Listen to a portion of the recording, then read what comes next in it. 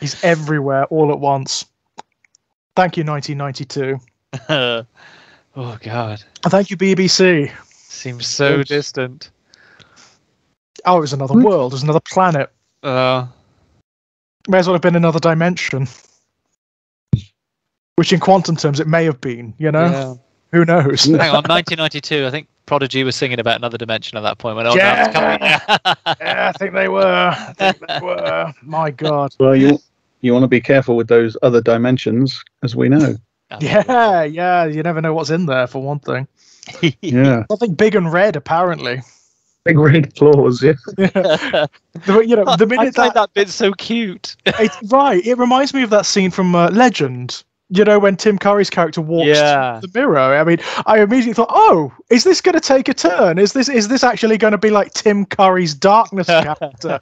Is that the ultimate sort of quantum evil here? If so, fine. I mean, it sort of reminded me of the end of Night of the Demon, because it's like, oh, here we've got just a material effect, and oh, hey, I'm going with this. It might be sweeter than some Muppets, but I'm going with it. It also reminds me of you will know this reference, Elliot. It reminds me of the end of the Doctor Who story, State of Decay, where the gigantic gloved hand is CSO'd onto the picture coming up out of the ground. Wonderfully cute.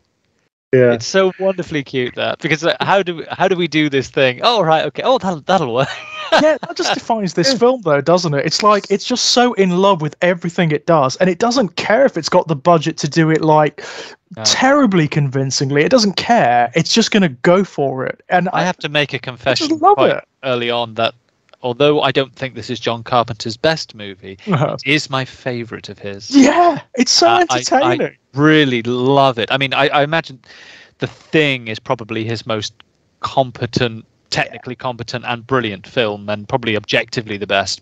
But I think this is it's stunning. So good. Not well received either. No, appallingly received. I've now discovered. I mean, I didn't actually know that until this seems to be a pattern though with Carpenter, doesn't it? You know, even for the films that are, that actually do become well regarded, like The Thing was panned, wasn't it? The Thing was horribly received when it came out. And of course, total.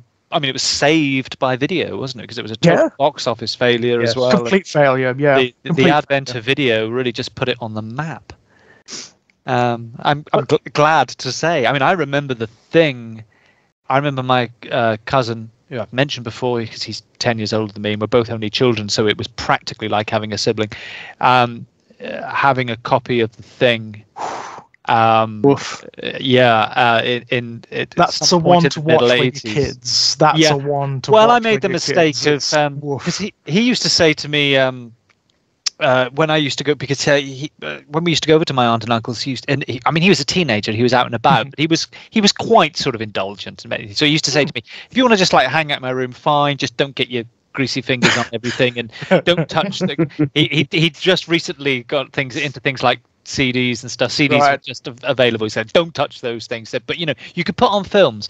And I made the mistake of putting on The Thing as basically a nipper. And it was the point with the clear. And then I was like, one of the goriest, most effects-driven moments. Yeah, one of the nastiest moments in the whole film. Great. It didn't last beyond that, and I didn't actually see it in its entirety for about another 15 years or something. I'm really not surprised. I mean, as Carpenter films go, The Thing is got to be one of the just outright nastiest, most gruesome and gribbly and it's the same with Prince of Darkness. I didn't see it till I was in my 20s. Did you not? Oh, that's fascinating. Yeah, I mean, I was close. I remember. I was late. I've told this story before, but I remember being fascinated and scared by the VHS rental cover, with the distorted face on it. But I never actually got around to watching it until it was on TV. Just by pure chance, I was nothing to do. TV was on, and it was on. Telly in the quite late at night, and I was 25, something like that. Mm-hmm. Wow. Yeah. Now it's a sort of similar story with me with Prince of Darkness, because this is one of saying about things we might have already discussed with each other. My pops, who's now notorious for his lack of judgment, I think that it's it would probably be the only way I would have seen this film, probably until I was in my 20s, and I knew who John Carpenter was and so on, because we'd had the BSB system installed. Again, something I've already told you. Yes, They had about 5 films. The Squarial. The Squarial. We had a Squarial. And one of the 5 films that because it was early on, and therefore they hadn't filled up their schedules yet, so they were trying, like, sort of desperately buying stuff. They had launched because they were late. Bloody Murdoch had beaten them to it with Sky. Yeah. But one of the films was Prince of Darkness, and it was one night my mum was out, and he did that thing he always did, which was, it was a good film for us to watch tonight, my lad. Bearing in mind 1990, so what, I'm 10 or something? Yeah. And he said, you'll like this. I mean, whoa, I was terrified. And he was like, his typical, what's the problem? But I simultaneously terrified, but it really put this film on my sort of personal map, because it's been a love ever since. But that early viewing, that far too young viewing, but I could understand where he was coming from, because from his perspective, because he has no idea about things like the gore or jump scares or violence content, sexual content. He just seemed to have nothing to go by. I think that's great. But the thing where he was coming from was, this is like so many of those Doctor Who's that we've rented for you on VHS, because it's a base under siege. It's a gothic horror, and of course he was then saying, you've never seen it, but there was Quatermass, and there was I would discover these things later, so I could see where he was coming from. Yeah, but he just had no clue whatsoever until about 3 o'clock in the morning, where I was sort of screaming, and my mother was home by that point. Going, what's wrong with him? Nothing. Don't say a word to your mother. I had no idea that this film has this oddly British influence upon it. But actually rewatching it now, it's like, well, yeah, it is like an Americanized Nigel Neal script. This. Yeah, it really is, isn't it? Yeah, I really noticed that this time round. I've never before. I've never ever. I mean, I saw it first. I kind of late on. I was 15. It holds a little bit of a special place in my heart, because this was one of the last video rental films I remember ever getting out of the local video rental shop before it just went away. Oh wow. So it has a little bit of a special place in my heart, and by that point, of course, it was already almost an anachronism, because it is very 80s, isn't it? I mean, like everything in this film is 80s, from like the wide-angle shots, the kind of cameras they use, the camera movements they use, the styles. Oh my god, it's so interesting 80s. to have done this off the back of Manhunter as well, because there is an awful lot of there are certain points rather where there's aesthetic overlap, and of course the score as well. I know Carpenter famous for doing his own scores and everything, but that pulsing synth score is not a million miles from the one in Manhunt. Not at all. I mean, if you heard this score in isolation and you were asked, what is this? What's it from? 1980s horror film, very likely John Carpenter. I think almost everyone would say that, to be honest. Oh yeah, it's the most John Carpenter thing that ever John Carpenter. Quite. It reminded me, bizarrely, it reminded me of horror video games of the era. It sounded like something from the Commodore Amiga, from Horrorsoft or something like that. That's what it felt like. I suppose they were probably inspired by exactly that sort of thing, weren't they? The Carpenter scores thing. Absolutely. That's exactly what it is. That is exactly what it is. And because the Carpenter scores were so simple, they could be rendered. That kind of music could be rendered quite easily by the Amiga sound set. So yeah, absolutely. Yeah, pretty, primitive card could cope with the exactly that. Yeah, but it's very good. It works really well. It's a great score. But it's very. Oh yeah. Interesting to the Carpenter scores have this sort of, they have this ticking clock quality to them, don't they? They have this time bomb tick tick tick tick regular inexorable pulsing quality that there is. I mean, there's nothing quite like them. There isn't. They kind of reach out and draw you in, don't they? Because they start very interestingly. They start very early on. Like the ominous nature of the soundtrack starts dead early in most Carpenter films, as it does in this one. Like from the first sequence, you're getting that dun dun dun dun dun dun dun dun from the first instance. He's really he's a director who really uses music. You know, it's a crucial part of his mise en scène. You know, it's how he gets in to definitely. But it's interesting how sculpted it is, because I mean, you know, if we place him in his historical context and so on, although music in films certainly of the late 70s and into the 80s was moving more towards into synth scores and everything. I imagine largely because it was cheaper, but that we were sort of coming out of that full orchestral thing before we went back into it. But it seems that Carpenter, I don't know, in terms of music, he seems very influenced by that kind of American avant-garde minimalism of like Philip Glass, John Adams, Steve Reich, but he just puts it in that foreboding, deeply ominous character. I mean, the very famous theme music from Halloween really does sound like something that you imagine Philip Glass or Steve Reich doing if they were like, knock up a quick soundtrack, please. So he seems very, he's very much of his moment in some aspects, particularly his aesthetic, as much as his content is really reaches back. So he's a very interesting composite, I think, as a filmmaker.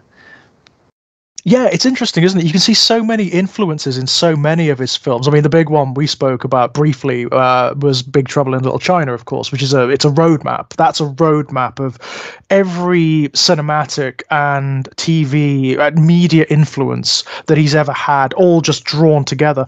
And this film has a similar quality. There's a lot of sort of like science fiction overlap with horror going on here, with metaphysics.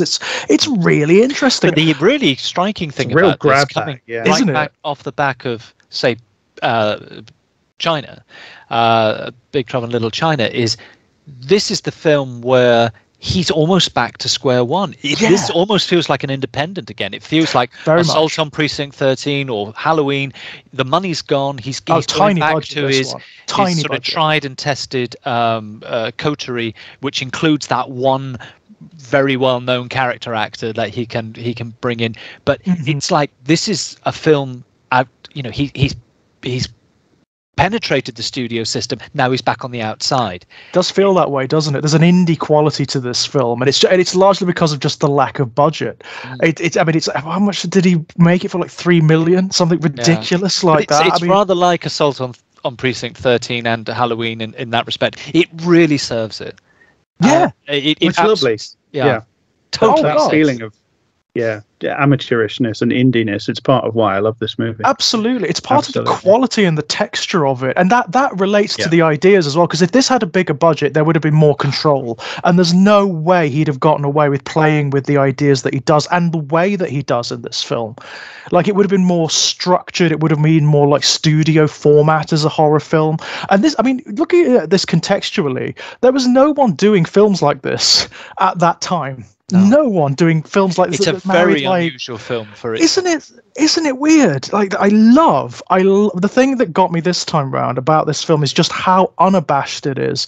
It does not care about like whether the audience gets it or not. It's interested in its own ideas, and that's what it's going to play with. It doesn't care if you get it. And it's got such a swagger. It's so confident. It just puts like we opened joking about the big red claw hand, but you know, good. It's good. Great. You know, you've got to have something like that at the end. After all this build-up, you've got to have a gigantic red claw hand suggesting like a gigantic red horned devil that's going to come in. You know, you need it, and the film just says, there you go. Okay, there you are. Have it. You just have it. And then married to all of that, you get all this stuff about like quantum physics and tachyon messages beamed from a future state. I just love it. And the way the characters talk about it, that is what gets me more than anything. You've got Donald Pleasance here just giving like 120%. So back and forth between Pleasance and Vincent Wong, they're so committed, aren't they? I love him. They really sell it. I said to Vicky after said, you know, I almost wanted the credits came up. I just wanted them in a two-hander. That was kind of this movie in abstract for the stage. Absolutely, that's what I wanted to see next. I want the series. I want the further adventures. Of those two as a team. I mean, it's really interesting on that level because my initial love for this film for many years was purely aesthetics. But what I love, I mean, you used that word swagger, Jack, which I love, because the film is so massive with its ambition, and it's so carefree with it. It's really freewheeling, but what you end up with is actually this earnest. It's earnest. It takes itself seriously without any self-consciousness. It's a product of late 20th century pop culture. There's no sass. There's no. Nope. It discusses. It's a film that has a meta quality, but it's not doing just shitty meta jokes. I'm watching it again recently, and I mean, it's thoroughly delightful as a film anyway. But just the way it goes, we're going to talk about stuff like quantum theory in connection to text, media, the dream state, and we're going to do it seriously. We know this is kind of hokey because of the kind of film that would. And I've got a love of gore, and I've got a love of jump scares, and I want you to shit yourself in the cinema. But and I just sat at the top of this film and thinking, this is that wonderful thing that I love when something from low culture aims high. I just sat and went, for a materialist with a love of the supernatural and the religious, I thought the line "say goodbye to classical reality because our logic collapses on the subatomic level into ghosts and shadows." I was like, this is my film. And then marrying that to like classical theology. I mean, that's great. The notion of like evil in this film is awesome. And the way Donald Pleasance like sets it out at one point when he says like it's the notion of evil being within mankind, within humanity, is a kind of con that was contrived.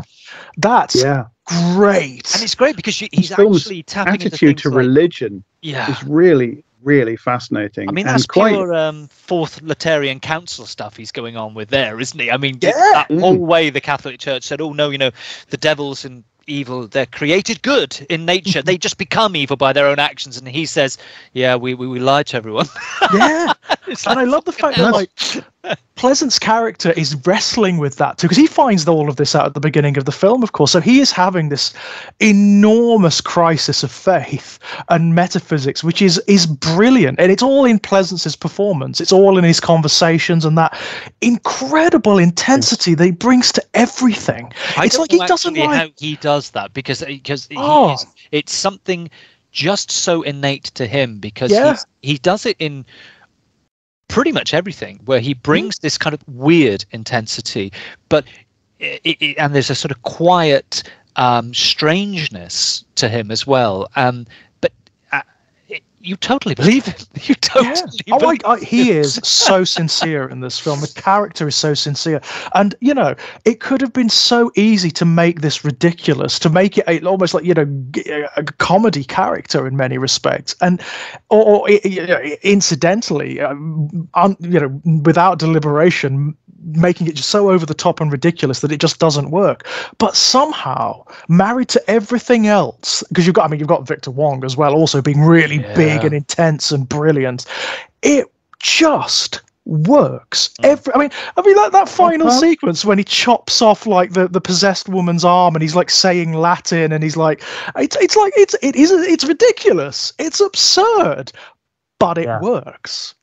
It does work because the film does everything with a completely straight face, and you feel watching it like every now and again you're tempted to smirk or giggle a bit, and the film kind of turns to you and frowns and says, "No, this is serious. No, this is real. Don't laugh. This is serious. This is serious business." And I missed that. You buy it. This is a proper it's now considered to be part of that trifecta, isn't it, of the Carpenter's apocalyptic film. So you've got like the secular apocalypse in The Thing.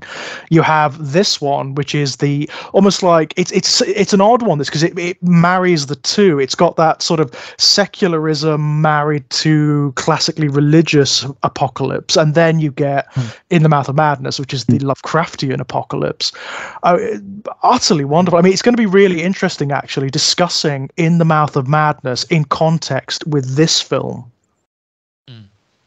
the question of exactly what kind of apocalypse we're watching is a really interesting one, because the film, although it has all sorts of Christian imagery, and so much of it is couched in terms of Christianity, it's not actually a Christian thing that we're watching. We're not watching anything from actual Christian mythos, whether it's like original Christian ideas or the elaborated, accreted Christianity of millennia past. It's really, it has this really ambivalent attitude, which is really interesting. Doesn't it? It seems to suggest, it never outright states it, but it seems to suggest that like Christian theology is like it's the closest we can get. Yeah, exactly. At that point to explaining what this is, but actually it's something almost Lovecraftian in itself, in the sense that it's like it's part of the mechanisms of the universe. It's part of the mechanisms of reality that we just can't completely comprehend. It's a natural phenomenon. It's material. It's part of the material and natural universe, what's happening, this evil force. But at the same time, it's from or in or connected to or arising from. The film isn't specific about that, which is good. It's connected to those elements of natural reality which are outside of our ability. And it's explicitly linked to the fact that the true fact that on levels of quantum reality as we know it does break down. Yes, causality and these things do stop working the way we understand them at certain quantum levels. Yep. So it's putting supernaturalism within material reality in the space that's left in material. It's really clever. Actually, on a horror level, it's so clever. It is. But the marrying of the religious and the scientific is really interesting, because it's like the film is saying, if you get a certain kind of religious man and you get a certain kind of scientist, essentially they see the universe in the same way. Yeah. There is a meeting point. That's right. Using different language and using different precepts, but ultimately describing similar or the same phenomena. Yeah. It's really, on a very fundamental level, this film is about the failure of dogmatism.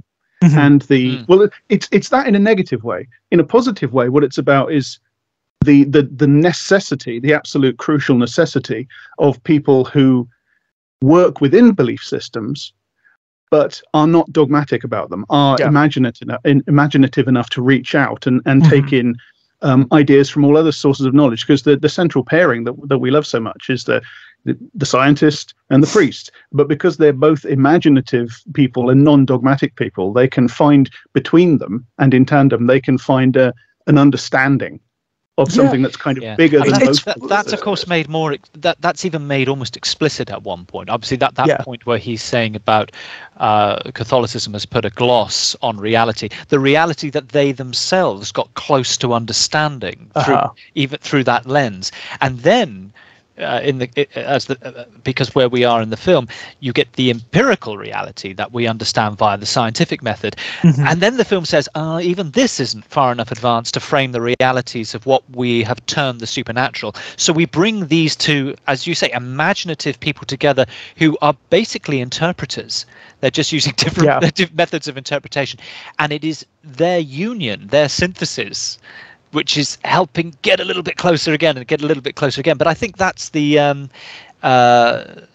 fascinating film. The thing with the film, it's like saying about that satanic presence or whatever it is, that gaseous or liquid. It's also basically saying, well, if that's antimatter.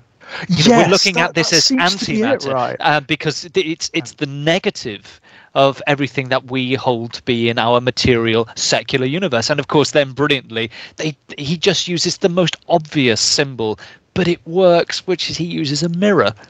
Yeah, it's really beautiful. I mean, it's very elegant and it works really well. This notion of the negativity being tied to metaphysical evil, it manifests as a kind of an elemental evil force, which we happen to call Satan or whatever, because that's the poetry that we apply to it. And it's just the inverse of everything we think.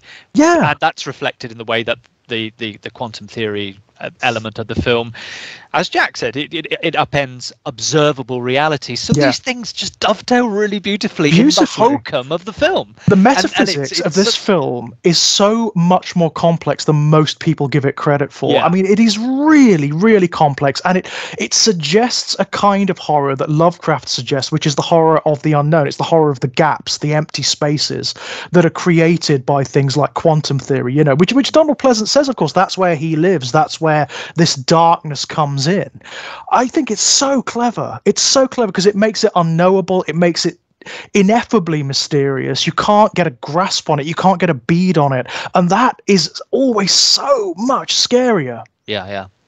It's like the film postulates a kind of Terminator gene within the structure of reality itself. Yeah. It's like it's saying in those bits of reality that we, because of just the structure of our brains, we cannot comprehend because they just don't work like the universe that we evolved into. In those places, that's another way of talking about the unknowable, the unnameable, the indescribable, the incomprehensible, which ties in with the Lovecraftian cosmic horror. Absolutely. But it's like within there, precisely because we can't know it, this thing grows, or it just is there because of our incomprehension, and it's inimical to us. It's kind of inimical to our entire reality, and that's what I felt watching it this time around, because I kind of felt like I had a realization about what the evil force is in this, and I feel like what it is anti-entropy. And we're so conditioned to think of entropy as a bad thing because we think of it as decay and waste and stuff like that. And of course, entropy is time's arrow, and that's why time goes the way it goes. I mean, time is just what entropy looks like to people who are in it. And it's why we die and we don't come back from death, etc., etc. So we kind of, just on our human perspective, we're just kind of inherently predisposed to view entropy as a bad thing. You know, things break, we get old, etc. But you need entropy. Entropy is what gives the universe the structure that we can live in, that we can comprehend. And this thing, it self-assembles with no power. It has interior turbulence with nothing causing the turbulence. The liquid flows upward, et cetera, et cetera. And, it tears apart human bodies, but then it continues to use them. It's like a force. It's like a negation of reality by reversing entropy. And I think one of the great things about this is reversing entropy would actually be a nightmare. That would really actually be our reality falling apart. It's like a manifesto for that very interesting and I think unique metaphysical idea. I don't think I've ever come across that before. Because you are right, Jack. He even says it. The entity even says it when it possesses that guy who gets hacked to death by all of the people outside the church with all the Beatles all over him. He says, "Pray for death," doesn't he? And it's like, well, yes, because death is a secession, and I'm not here for that. I'm not here for death. Death is wonderful compared to what I'm going to bring about.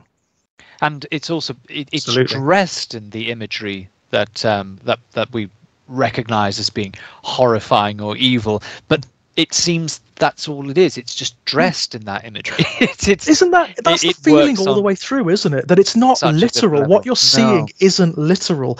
Just because it manifests, like the reason it seems like even the reason like you get the big red hand is because it's manifesting according to the poetry that we attach to it. It's our optics. Yeah, it's the optics of a society that is emerging into secularism out of hundreds of years of dominant theocracy and so on, and theology. So of course that's the way it's going to be perceived, because I mean this is something that is the inverse of everything that we know, the antimatter, the anti-entropic force, to run with Jack's idea. So you're only going to be able to see it in terms of what knowledge you already have. Yeah, absolutely. It's so fascinating. It's kind of its crowning glory. And of course, in that way, if you look at it conceptually like that, it doesn't matter then. It's a hokey hand because it's like, it's well, not that's really. That's just our sense, interpretation right? of this. It makes sense, and also, I mean, on a purely technical level, you've got all of the actors around it. Like when the it's terrible, but I can't remember the character's name. But when the very very 80s woman sees the hand coming through, she reacts with a kind of horror that is beyond phobic. It's like antipathy. It's something that should not and cannot be, which is why she hurls herself at it and chucks herself through. It's a really amazingly earnest piece of work that takes these massive ideas that are actually really damn clever, packages them in this, yes, often slightly hokey, almost like, very 1980s, very low rent horror patina, and it just works. But he's Something enjoying about that, of course, works. because he carves space for those sequences where it's just hiding in corridors, gory entrails, and which are all great wants fun. to have he wants us to have that thrill as well. He's not purely in it for the implications, and the conceptual suggestions. Can we talk about the metaphor of Dennis Dunn being locked in a closet with women assaulting him, desperately trying to get out? There is just like in The Thing, there is definitely like a sort of a strange homosexual subtext in this film. It's really interesting. And I think it's probably of course, as in The Thing, there is a metaphor about contagion. Definitely. HIV, because the evil in this passes from person to person via the transfer of fluids, and this is happening in the late 80s. Yeah. So inevitably, it's going to be freighted with AIDS and stuff like that. Absolutely. And 1 year on, I don't. Cronenberg's The Fly as well. I mean that vat of goo is simultaneously giant hypodermic needle and of course bodily fluids. I mean it's and it's an odd one. I mean in a way it's the somewhat icky part of all those films, because I mean I'm sure most of this stuff was unwitting. Yeah, absolutely. I don't think it was conscious. I don't think it was conscious. They are in the air.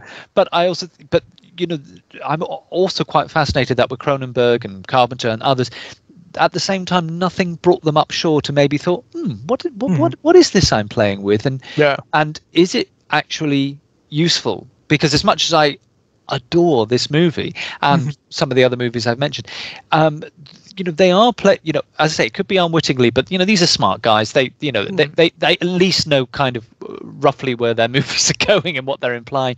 But it inevitably, of course, they sort of add in to the panic and the and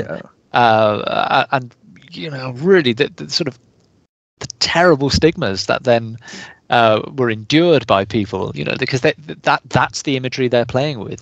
So it is that thing of, like, as much as I admire this movie and everything, and I don't know if I'm just being overly pious, but it's there's just a little part of me that thinks, nothing pulled you up short on any of this. Yeah, it's interesting because I don't happy just to run with it. Yeah, as you say, I don't think it's a conscious thing. I think it's just in the air. It's something that they did unconsciously, unwittingly, and it's a subtext that we see looking back now. But that said, there are some odd moments in this film, like Dennis Dunn's character. There is constant homosexual jokes. Yeah. From him and aimed at him, and the fact that he does end up locked in a closet, assailed by women, is interesting. Well, it's one of the sort of three reasons where I do think that Carpenter is smart enough to get these things. That's why I'm probably, whereas I absolutely do take your point about, of course these things were in the air, they were feeding into metaphors, blah blah blah blah. It's you have that, you have what you've just illustrated, and also I think that Carpenter can't help himself sometimes from just going down that lurid avenue, because he also, the other thing he seems to be picking up on is, I mean, the casting of Alice Cooper. It's tapping into that whole period of the kind of Tipper Gore, evil heavy rock, the satanic, and it's going, okay. So that he's absolutely happy to pull on these readings or these images. Of course, it was the era of the Satanic Panic, wasn't it? Of course it was. But they're not critiques. They're not critiques. He's just running with them. He's just it's just there, isn't it? It's part of the culture, and therefore it's part of the film. That's it. It's just there. And I just had the one or two uneasy feelings about that. That's all, because it's just like, I think you're smart enough to know the kinds of metaphors that have ended up in your movie, but you're not really. You don't seem to me, and I might be being unfair. You don't seem to be really that bothered about questioning them too much. No, well, I don't think he's trying to. I mean, I don't think there's any conscious exploration of these concepts. If anything, it's an elaborate joke, and that's as far as it goes, right? Yeah, but it's like, okay, how much can we get away with that? It's always because, as I say, I think always with these guys, like, you're smart enough to be picking up on this, but it's just sort of running through the conduit without any resistance at all. And without any real commentary as such. Exactly, there doesn't seem to be any conclusion or investigation here. It's just there. I wonder, because I do have this. I do believe in what some people call semiotic drift. Where the connotations of particular tropes and signs and things, they migrate along with those tropes and signs and symbols when they go from text to text, and I do wonder if this is kind of like the whole thing in this film about the homeless, the unhoused people outside the church being like vessels or conduits for the evil force and patrolling the boundaries. And I mean, Alice Cooper's character is listed in the cast list as street schizo, which is not tremendously sensitive. Let's put it that way. And the depiction of homeless people is pretty horrible in this film. I mean, it doesn't bother me when I'm watching the film, but it is a worrying representation. And I wonder if some of that, and maybe some of the intimations about Walter's sexuality and things like that, maybe that is just semiotic drift, because this is so indebted to Nigel Neal, who, as we talked about when we discussed the Stone Tape, was of course very, very much a reactionary. It might be a question of just importing those sorts of implications with the structure of the story. Taking the Neal structure and importing some of the connotations of his signs and symbols along the way. I think where I very much sit a little bit better with the Alice Cooper and his gang is that the film is also very plugged into the idea of abandonment and manipulation of people, and it's throwing it against that kind of very strong Reaganite backdrop. I mean, this is a church in the middle of LA. It's all very contemporary. So I love this sort of desolate post-industrial LA suburb look where it's all happening. It's wonderful. Yeah. So you almost get the impression just from the setting that everything's ending anyway. Yeah. So there's another sort of dimension where I think that the with the homeless characters, a slightly more positive reading can go on in addition to where it's it's falling down. In that the film is obsessed with the idea of abandoned people and people being used, and the political connotation. It's certainly, well, the social political connotation certainly in terms of Reaganite America. With if you drop out the bottom, you drop out of the bottom. Too bad.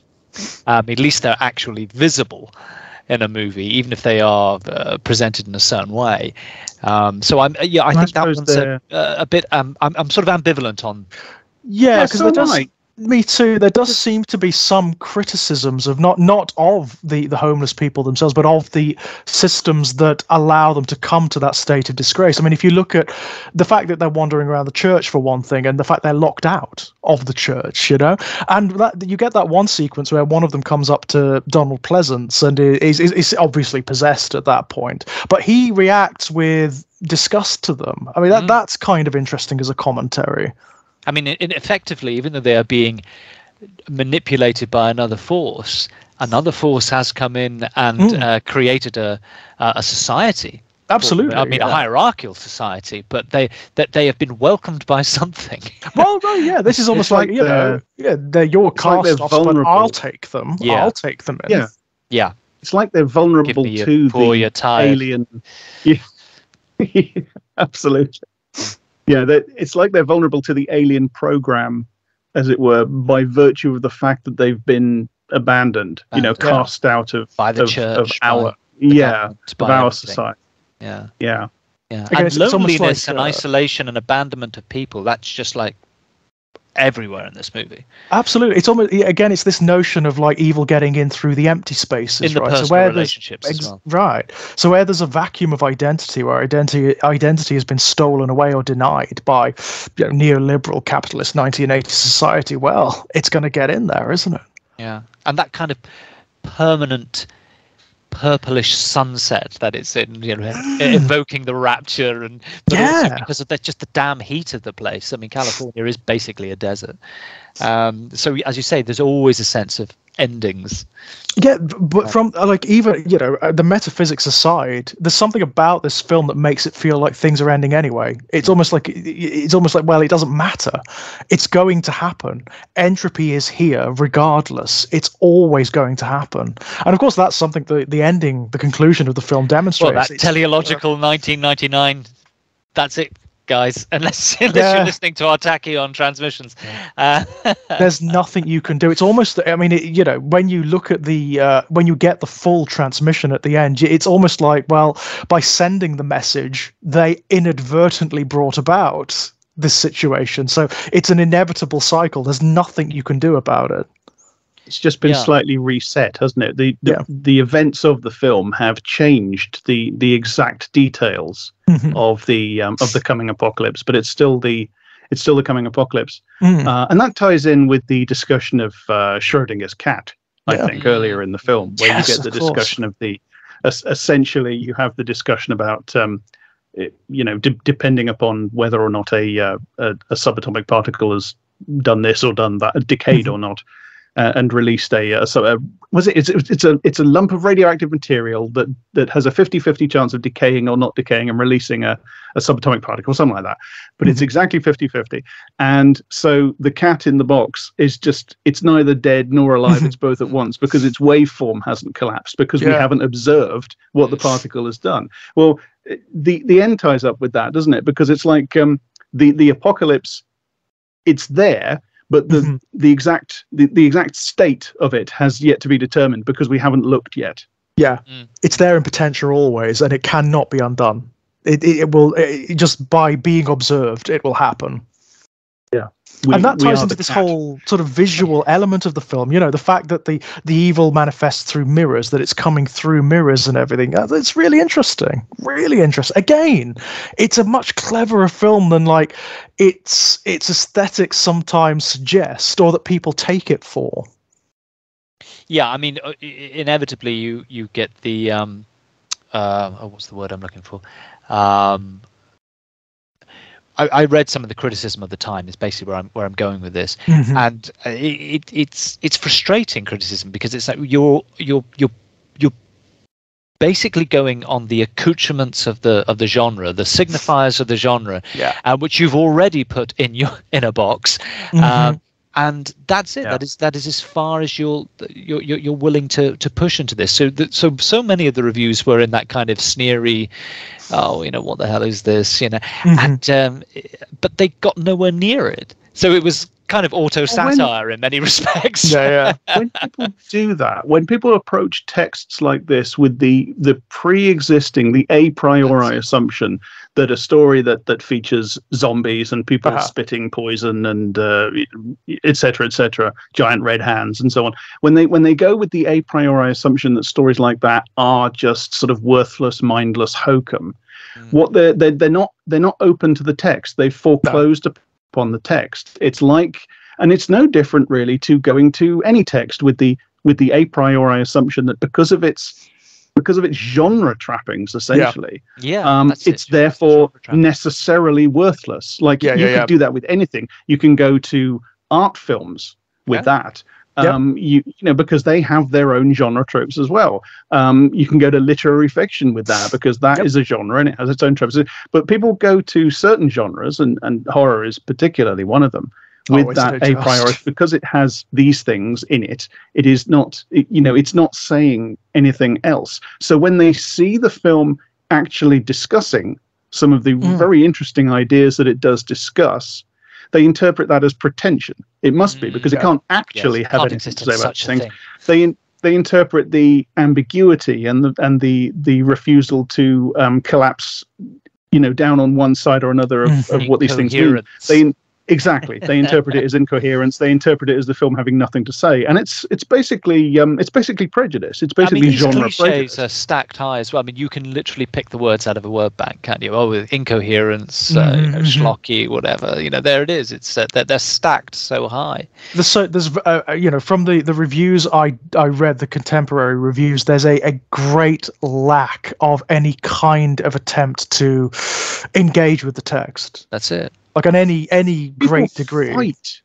People fight horror films. This is something that I like the YouTuber Thought Slime, and they did a video about this, about how people sort of go into horror films with this attitude of, well, it's not going to scare me. It's not going to. Whereas that's bizarre if you think about it, because you don't go into a comedy, as Thought Slime says, you don't go into a comedy saying, it's not going to make me laugh. I'm too clever to be made to laugh by this. And I think you can extend that point to say certain types of people, particularly critics, go into texts like this with a kind of determination not to be impressed, because they think that they shouldn't be, because they think it will, and in order to pull that off, they have to sort of refuse to allow the text to do its thing, essentially, because the text it's inviting you in, it's inviting you to take the thing seriously, to get involved in the concepts and the ideas and the characters and so on. And if you go in open-minded and you let this film do that, to just do its thing as a piece of entertainment, you will get wrapped up in it. I get very, very wrapped up in it. I feel it. I feel the stakes very, very intensely when I'm watching this. But if you go in just determined not to do that, then of course it's going to bounce off you. Yeah. But that says more about you than it does about the text. You can do that with anything. Yeah. You can do that with the films of Ingmar Bergman. If you go into a Bergman film just determined to not let it function, then it won't. Yeah. And there's that interesting thing as well. There's this whole sort of ethos of the reviews, which is towards Carpenter, because of course this is still quite early days. This is still in the 1980s of like, we allowed you into our circle, for these few films, for Halloween and for The Thing, because we thought those were actually okay. But no, not this one. You're not a serious filmmaker. It's like, piss off.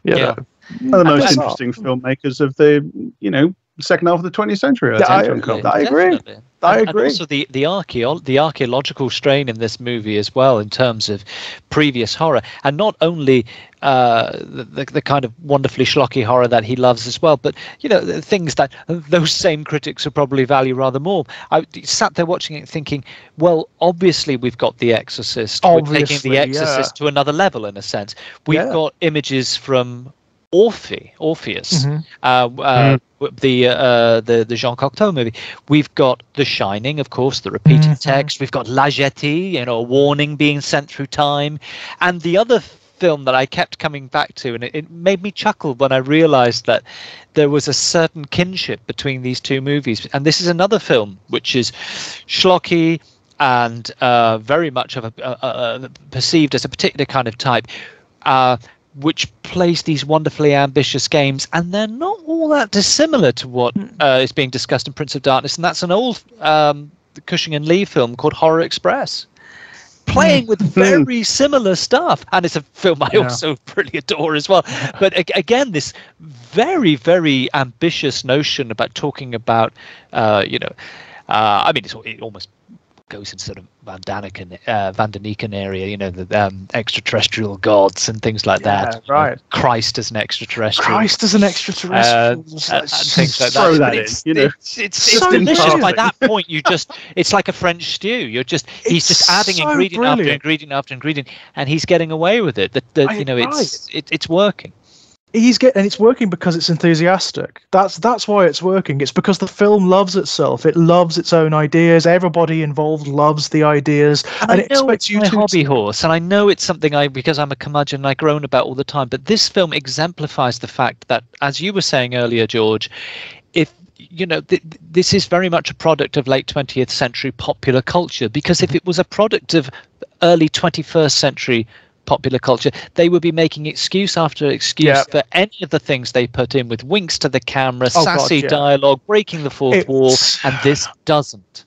And it would be embarrassed for it. It would be embarrassed for its own earnestness. That's what it would be, and it would undercut it completely. It would quibble over its ideas.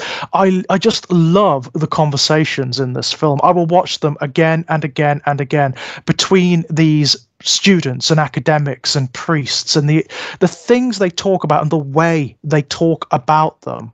I mean, it's actually very theatrical as a movie. Yeah, it's very dialogue driven. It's in its one setting, and as I said, the thing that I came away with was, I want Pleasance and Wong to be in a two-hander stage play. And, I like the absurdities of it. I love the fact that you've got, by the point that that Wong and Pleasance accrue their little team, they know that they're dealing with huge metaphysical, potentially apocalyptic stuff. And who do they get? They get the students. Yeah, they get students.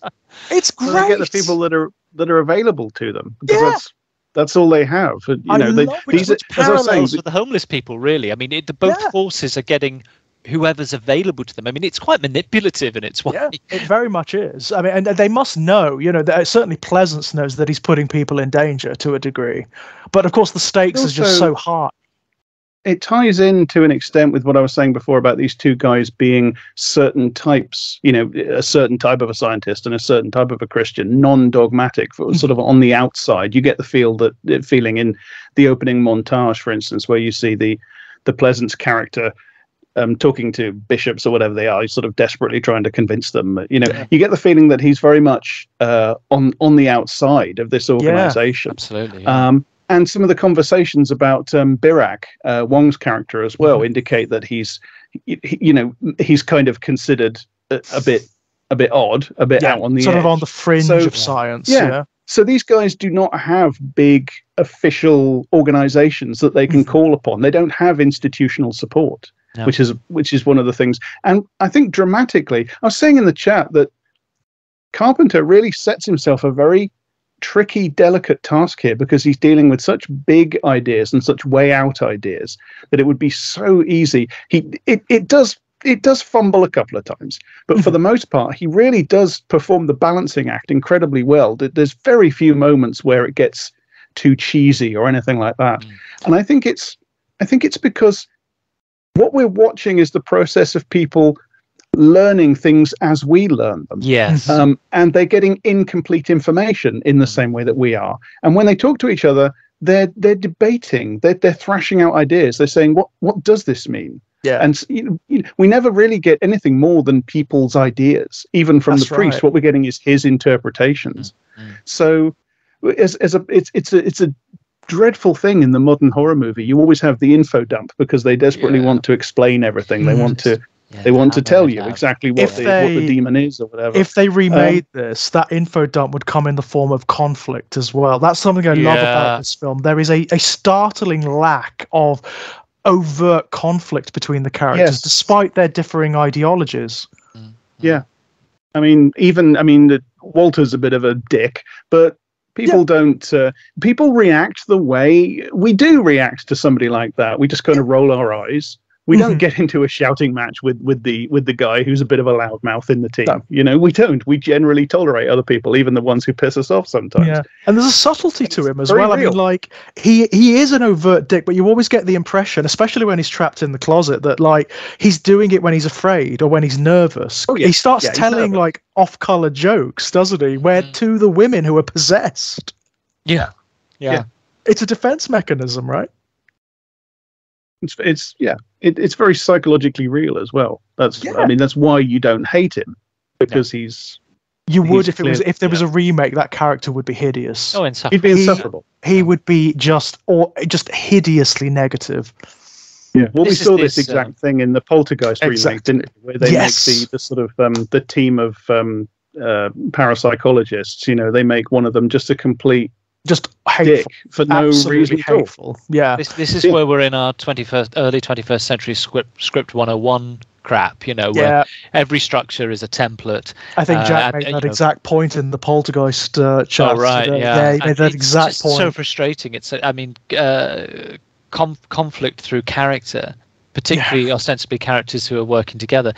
It's not interesting. It's dull. In fact, it can be too obvious. It can be alienating as well. I mean, certainly in the Poltergeist, the genuine belief it's hideous. that drama, as a category, is synonymous with turbulence and conflict. Well, it's fascinating because most of these characters, not to the extent where not to it's reduced down only to that. That's what I'm trying to say. It's not like a caricature of conflict. I mean, there is conflict here, no doubt. There are definitely characters who find this difficult to take, but they are even when they're being cynical about it, they're being cynical earnestly. Yeah, and they go with it. Even the ones who are quite cynical generally go with it. Because they know they're facing something. You know, they know there is a phenomena. You have a scene where three characters actually stand outside in debate, and one of them, Wyndham, who's the one who ends up getting chopped up, and then his body is sort of inhabited by the swarm of beetles and used to relay a message. He just says, "No, I don't buy this. This is stupid. This is a waste of time. I'm not doing it." And in the other two, you have one guy who's kind of, well, I'm sticking around, but I don't really know what's going on. And then you have the third guy who's more open to things. That's drama. That's drama. Yeah, they don't have to be. They don't have to be insulting each other and dredging up childhood traumas. You know, it's about the story. The conflict is about the story. It's character interacting with situation. In fact, there's a very good not in the genre at all. I mean, he did he was a guy who pushed out television for networks, but I remember seeing a lecture with a producer once called Barney Rosenzweig, and he was basically responsible for a lot of shows in the 80s, and he railed against this thing which has now become the way we do things, de rigueur. But he said for a while he was attached to the 80s cop series, Cagney and Lacey. And he said, you know, the unusual thing about that series was that we followed we followed both characters, I think, both of the main characters into their domestic home lives, which are very different. He said, but I used to sit in on script meetings, although I wasn't directly attached to the program in the sense of a script editor or a writer. I would just be there as a sort of executive, really, because he was pushing out loads of stuff, this guy. It was a really interesting lecture I saw with him, and he just said, well, writers, he said, I can understand where they're coming from, because there's a sea of writers and they're all trying to you know, make a name for themselves. And you know, and so I would have this conversation, like one writer would say, what about if Lacey and her husband finds out her husband's having an affair and it's a divorce? And he said, why can't they just not afford to pay their bills this week? That's drama. He said, he said, he didn't mean it sort of frivolously. He said, that's drama. That's a drama between a husband and wife. You don't need to go to this extreme of there's another woman involved or this, that, and the other. It's the heating bill is coming and we can't afford it. And we've got 2 kids and we're both working 2 jobs each, and we can't make ends meet. That's drama. So just bring it back down to the level. And he just popped into my mind, but just because of that, we have drifted so far from that. Every beat has got to be massive now. Conflicts have got to be so fraught, and it's just so signposted. It's That's so what signposted. Gets me. They're so signposted. I hate it. They're rote, aren't they? Yes, you can you can make 20 minutes of actually scintillating drama if you're good enough between a couple who can't afford to pay their heating bill, and you can talk about so much else, about the state of things in terms of salaries, what people are paid, government, local government, big government. You've got it all available to you. It doesn't need to be their marriage comes to an end. Right, right. And I thought, that's brilliant. But we have drifted. So, but we don't have people like that anymore who come in and say we can. How many times in recent years have you been watching new television or a new film, and you sort of get that sinking feeling when you start to hear the lines, or you start to see the shots that indicate, and you think, oh, I know what's going to happen now, and the conversation starts, and you're like, oh, here we are. I know exactly what you're going to say. I know exactly what she's going to say. I know exactly how this is going to be left. I know exactly how it's going to start again next week. I already know this. I know it all. I know the script. And, But that's because they're now templates to work by. And it's, well, you need that thing. But and it's just plucked out of the air because it's worked in something else, and now it's become a standardized thing. I mean, and you can really see it actually in genre telly. Vic and I, one of our sort of comfort viewing is old episodes of the Rockford Files, James Garner. But the fascinating thing of what is basically just a detective drama, and it operates with the same characters every week, the variety of storytelling is really arresting. To the extent, I think we're about 4th season in. I said they haven't repeated a single plot device. The richness, despite how that formula is so tight, but the richness within it, the variation within it, has been really striking. I said, do you remember when 20 years ago or 15 years ago when we started watching the House series, where by 35 minutes it had to be lupus, and by 40 minutes it couldn't be lupus and it had to be cancer, and it was so minute to minute sorted out. Said at the 25-minute mark, the young doctor's got to fall foul of Hugh Laurie's character House, and then they've got to be reconciled in minute 40 by something that comes out of left field, and it would do that week to week to week to week. And basically, these two programs are the same in terms of their function for television. They are basically mainstream programs to entertain as many millions as possible in America, and then they get exported elsewhere. And yet the variety and the richness of the attempt to try so many different things in the Rockford Files compared to the other House was phenomenal. Just phenomenally different. And you start thinking, well, are we cherry picking? Then you start looking at other things across the two eras, broadly speaking, and it's exactly the same. Yeah. I was idly thinking about early Star Trek TNG actually after this, because one of the actors in this, I believe his name's Jesse Lawrence, very, very good actor. He plays the guy who cuts his own throat with the stair. The stair rod, he's superb. He's great, isn't he? That sort of singing and giggling, that for me, desperate, I have to say, sweaty giggling thing that he does. It's really sinister. I think it's what it suggests, isn't it? It's the notion that he somehow he's retained more of his personality than the others have, and he's in conflict with what's happening inside of him. It's horrible. Somebody who's looked into the abyss and has come back, and it's just driven him out of his mind. It's a great performance. It's so subtle as well. That guy's a really good actor. He was in Boys in the Hood, I think. But one of the other things he was in, unfortunately, was the notorious episode of Star Trek TNG from Series 1, the incredibly racist one, if you know what I mean. Everybody knows that one. Who knows TNG?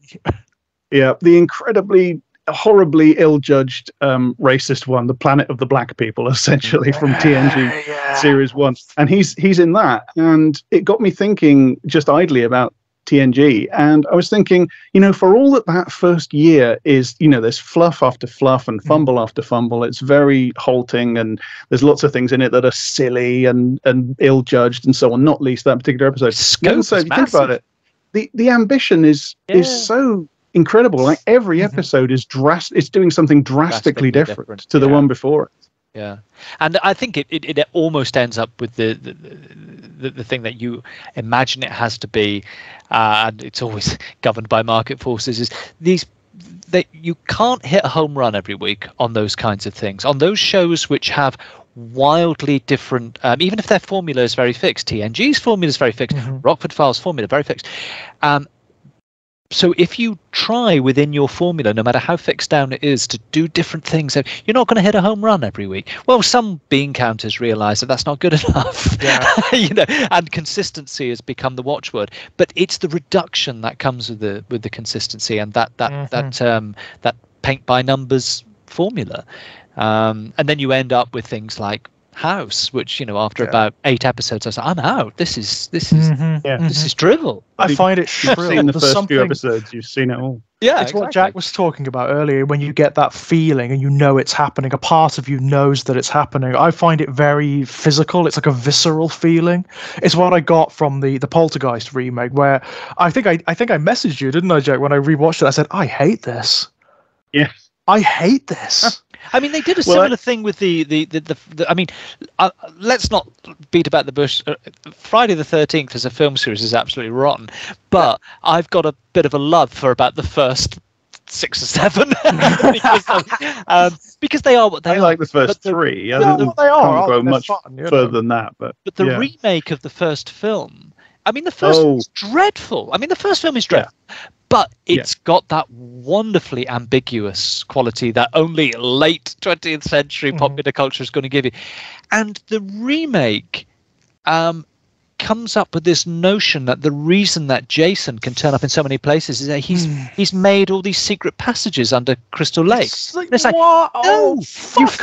You've now destroyed one of the great accidental ambiguities of the original films, which is actually creates a more ambitious reading for anyone who of Jason is something that is offered up, that is a personification of that forest, that he is haunting it. All the metaphysics is stripped away, and it is just a guy in a burlap sack running around. And I thought, fuck's sake, it's something we will discuss later with another Carpenter series, of course. Yes, this is what we were talking about in the chat, which is Halloween. That goes through some very, very bizarre, totally gonzo permutations, doesn't it? For about 4 or 5 movies before it starts becoming a series of let's try and recapture lightning in the bottle with the first film. But there's those very weird early sequels. Not 3, because that's basically another film using a different type of thing. 4? I mean, what a bizarre film 4 is, and 5. They're absolutely nuts. They are insane, aren't they? They're not good, insane. No, but they are fascinatingly bad. I mean, and I mean that. I don't mean that as a dismissal. I mean, they are interesting, even though they don't work. The reason we were talking about the original Halloween is precisely. I mean, this Halloween could have been the connection that got us from Manhunter to Prince of Darkness, because on the one hand, Halloween appears to be a movie about a serial killer. So you could skip from Manhunter to Halloween. The just with the trope of the anonymous killer that kills people just because that's just what he does. And then, of course, you go from there to Prince of Darkness because it's John Carpenter. But the thing about Halloween that I didn't get Halloween for so long. Again, like Manhunter, Halloween I saw when it was on BBC Two in Moviedrome, and it was quite. I suppose I was a teenager, and I didn't get Halloween for a long time. I didn't like it. And then I realized a few years back, no, this is a ghost story. This is secretly a supernatural film. This is not, because I'm quite ideological about Halloween. I think Halloween is about the supernatural. I don't think other kinds of horror are applicable to Halloween. Halloween is just about it's just about specters, and it's about the barrier, the membrane between realities growing thin, and the specters seeping out. But Halloween actually is.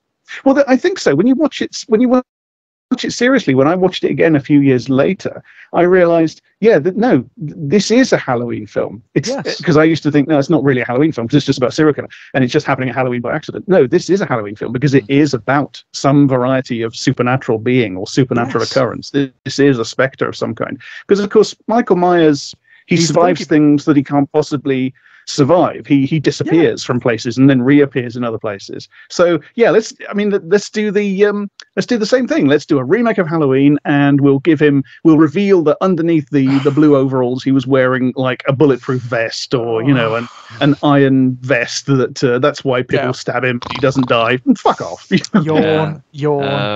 Oh, also we'll go back into the asylum and we'll have a look at him when he's in there, and it's like, oh my god, we'll humanize him, right? So, my god, please just stop. The original film, he's listed as the Shape. He's not even Michael. He's the Shape. He's the Shape. And like I say, the film tells you that that's what it's about. In that last sequence, Laurie Strode said it was the boogeyman, wasn't it? And Sam Loomis says, yes, it was. And he's gone. He's been shot. He's been stabbed in the head and the throat. He's gone. Something that possesses a child and then completely smothers it over the course of its growing up. I mean, that is what you're dealing with. It's I mean, like I don't know why. I was very young. That's my excuse. I was very young, but I did read the novelizations of the Halloween films, and they go some way into like trying to explain like, oh, he's part of some ancient Celtic blood ritual, there is I think nonsense, blah blah blah blah blah blah, where you realize there's an entire cult behind it. And they're all like Michael Myers, right? They've all got this mark on them and they're all indestructible, and it's like, all right, fine, whatever. As I say, bad, but interestingly bad. Whereas what you then fundamentally have in the second half of the deteriorating sequelitis is just the attempt to keep doing the first film. I don't fundamentally object to the idea of linking it to, Celtic mythology, because of course Halloween, given the Halloween thing. Which is, absolutely, that could work. It's just the literal way in which it does it. You just don't want these things over-explained in quite the way they do. I mean, it's just delighting in hints. And there are some potential very interesting sequel materials from Prince of Darkness, don't you think? I mean, how are these characters actually explaining what happened to them in the rational world? I thought that as well this time round. I thought, how the bloody hell are you going to explain this to the cops? The cops turn up and the ambulances turn up, and it's like, right, what happened? There's lots of dead people. One of them is in bits in the parking lot. Full of beetles. Full of beetles. We have a crucified pigeon. We have a guy that's been crucified on a bike. What have we? 2 defenestrated people. Yeah. One guy with a broken neck. Yeah, who appears to be walking around with a broken neck. Yeah. You're crazy. It's problematic, is it? There is, I mean, when you were talking about it earlier, there is a potential scenario where you've got characters trying to explain this to their doctors in an asylum or something. See, this is kind of, it's one of the things that Hellbound does, of course. After the first film, Kirsty is basically, she's on course to being locked up in an asylum. Oh, and of course, In the Mouth of Madness does this, of course. That's how it starts, right? Sam Neill is telling the story in retrospect, of course. Yeah. In many respects, I mean, it's a spiritual sequel to this film, isn't it? Very much so. Yeah. And of course, that's what actually happens to the final girl. The final girl gets locked up either because people think she's a murderer, or because they think she's insane, or because she just has a nervous breakdown. What she doesn't do is 2 or 3 decades later she comes back as a strong badass girl boss out for revenge against fuck that. But this is that robs it of all its, I think, saves the end of Prince of Darkness from because there's a point when I was watching it this time where everything is, you've got to wrap up a plot eventually, and everything has come down to this payoff is about compassion and self-sacrifice, and you start to go okay. But I think the ultimate payoff of the movie, again, riffing on this idea of anti or inversions and everything, is you've had this act of compassion, self-sacrifice, or whatever, to push things back, at least to 1999, and then of course the fella at the end, it's his selfishness. He wants her back. Yeah. That just starts the ball. So again, you have this oppositional thing again, and that's very Carpenter to end on a sting as well. Yeah, not just a sting for effect, but it's just saying, you think I was going to leave you on a sort of schmaltzy act of self-sacrifice? Of course I wasn't, because that was that person. but there are other people, there are other characters, and this character, through very understandable reasons, wants that person back, and this is the way he's going to do it. Yeah, that's actually quite horrific, isn't it? It's quite an horrific notion, and I love that final sequence. I think it's really well played. Bloody jump scare. Yeah, it's really well played. The makeup is great as well, isn't it? Of the possessed, the ones that are possessed by the vast majority of the liquid Satan. But it's foul. It's so foul. But there was something you were saying, Jack, earlier about the actor you mentioned, Jesse Lawrence. But there's another scene when I forget the name of the character, but she is basically the principal possessed, who is impregnated and so on. Laura is the character, Laura, that's it. The frustration and the sheer upset when she realizes that hand mirror is not enough. Isn't that great? I mean, it's simultaneously she's really good, and but it's also I've never seen demonic possession portrayed that way, and there's two characters in this film that do it, where they get het up. They're not there's more to it that Carpenter's playing with it, and that realization she can't get through is she gives a really bigger good performance. I Very think good, in that role, as basically she's the son, isn't she, of this entity or whatever it is. And the plan, it's not stated, but it makes perfect sense. The plan, of course, is for the son to manifest, and the son then brings the father out from his dimensional prison, etc. And again, the resolution of the plot, it's great. It clicks together like origami, because you push the sun through the mirror has to become permeable so that the sun can bring the father through the mirror. At that point, the mirror is permeable. So if you push the sun through the mirror and then you destroy the mirror, you've trapped them both in the shadow dimension or whatever we want. It's great. But the scenes where she's playing that entity, the sun entity, she's doing really good. She's brilliant eye acting. She's managing to put across this feeling of kind of, as you say, frustrated and distressed frustration. And just a hint of fear, I think, of the father's anger. And it's really good stuff. It's really good stuff, and it's all in the performance, isn't it? It becomes a character. This liquid entity, this elemental entity, becomes a character in the film. There's something also about the vivid red sort of raw flesh makeup that she's put in. And at the same time, she's wearing like this pastel blouse, and she's still got her blonde hair, her very 80s sort of ponytail. And there's something deeply unnerving about that. That's almost uncanny, isn't it? It's really it's unpleasant. There is something. If you'd gone further, it wouldn't have worked. And this is just give her contact lenses, like give her spooky contact lenses, and it wouldn't be as good, because you've got these ordinary eyes in there looking out, which is so distressing. That was the thing that was one of the things that got me when I saw this the first time around, because I was quite young when I first saw this. That and the dream. But this is this wonderful thing that Carpenter does, is he basically takes on one of the most famous, iconic, and actually critically acclaimed movies, The Exorcist, but gives it a proper sense of scale. Because the problem, as we discussed when we were talking about Legion, The Exorcist is, well, so what? Shut the door. Whereas this is a huge fucking deal. He's on his way. It's on its way. Everything is going to change. It's the fucking rapture. If you want to talk about horror films that are pretentious, The Exorcist is it. Because The Exorcist is, and it's its pretension that traps it into being essentially trivial, because its pretension is to be like a serious theological investigation of the phenomenon of possession. So it makes it as close to quote unquote real cases of possession as possible. And in doing so, because of course, quote unquote real cases of possession are not in fact real cases of possession. They are one child having some sort of episode, be it schizophrenia or a reaction to abuse or whatever, and that being made worse by family and priests and so on, because that's what's actually happening.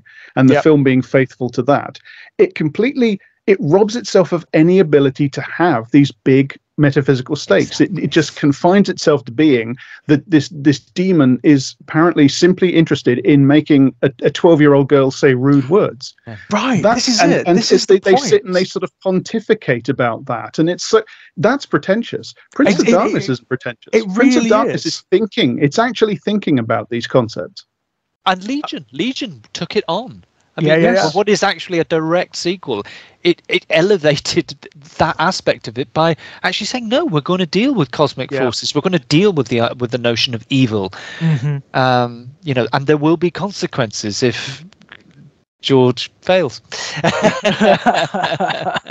Yeah, I mean, it's one of the big problems I have with The Exorcist and possession stories in general. A lot of the time, it's the fact that the portrayals of evil are picayune. It's just an excuse for elaborate pantomime, for horror, grotesque pantomime, and that's it. If that's with what the veneer evil of legitimacy, is, exactly. If that's what evil is, what's done to Reagan in the Exorcist, it's like, well, it's kind of small potatoes, isn't it? Yeah. I always think that when you see these sort of real haunting documentaries or whatever, it's like, well, okay, okay. So what? Your house is infested by ghosts and demons, right? Yeah. What does this actually mean in practice? That your child's Lego was moved so that you stood on it when you got out of bed. Okay, I'm not all that worried about demons then. If that's what we're talking about, that's all we're talking about. It's fine, isn't it? Oh, I got up on the morning and my mobile phone that I put on the breakfast counter, it was on the sofa. Well, so what?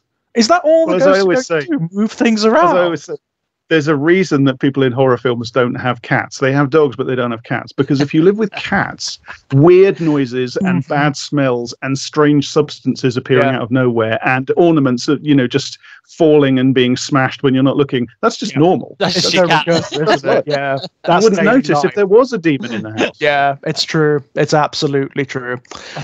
But no, you're absolutely right. Like, shows like ridiculous things like Most Haunted and whatnot. If that's, let's assume they're completely genuine and sincere, and that's what ghosts are. They just make noise and make like cold spots. So it's like, well, that's really dull, isn't it? Certainly, if you then take it to the extent of demons. I mean, my God, I don't know why the Catholic Church was upset by The Exorcist. It was the best advertisement for the Catholic Church ever. Literally, two very feeble priests were able to deal with Pazuzu. Absolutely, who wasn't really doing much. Absolutely the truth. Yeah, it is. It's Jesuit dogma. The bedroom door. Yeah. Lock the bedroom door, and that's it. That's the problem solved, isn't it?